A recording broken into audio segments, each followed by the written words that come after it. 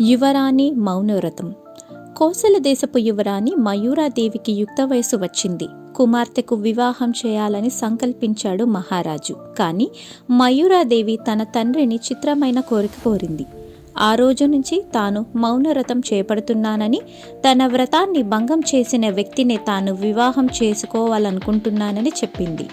ఎందరో యువకులు వచ్చి యువరాణి మౌనవ్రతాన్ని భంగపరచాలని ప్రయత్నించారు. వారిలో ఎందరో అందగాళ్ళు, వీరులు, శూరులు ఉన్నారు. అయినా ఎవ్వరూ ఆమె మౌనవ్రతాన్ని ఛేదించలేకపోయారు.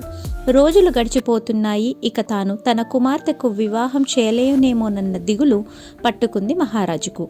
ఒకనాడు సభ జరుగుతుండగా ఒక యువకుడు వచ్చాడు. అతడి ముఖం తేజోమయంగా ఉన్న ధరించిన వస్త్రాలు మాత్రం బీదవాడని తెలుపుతున్నాయి. అతడు మహారాజు దగ్గరకు వచ్చి నమస్కరించి, మహారాజా, యువరాణి గారు కొంతకాలం కిందట నన్ను వివాహం చేసుకున్నారు. కానీ నేను నిరుపేదను కావడంతో ఆ విషయం మీకు చెప్పలేక ఇలా మౌనవ్రతం అంటూ కాలం గడుపుతున్నారు అన్నాడు. వెంటనే మయూరాదేవి లేచి, అంతా అబద్ధం, ఇతను ఎవరో నాకు తెలియదంటూ గట్టిగా అరిచింది.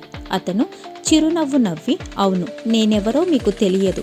నేను అవంతి దేశపు యువరాజు వివేకవర్ధనుడిని. మీ మౌనవ్రతాన్ని భంగం చేయడానికే అబద్ధం చెప్పానంటూ మారువేషాన్ని తొలగించాడు. వివేకవర్ధనుడి చతురతకు మెచ్చిన మహారాజు తన కుమార్తెనిచ్చి అంగరంగ వైభవంగా పెళ్లి జరిపించాడు.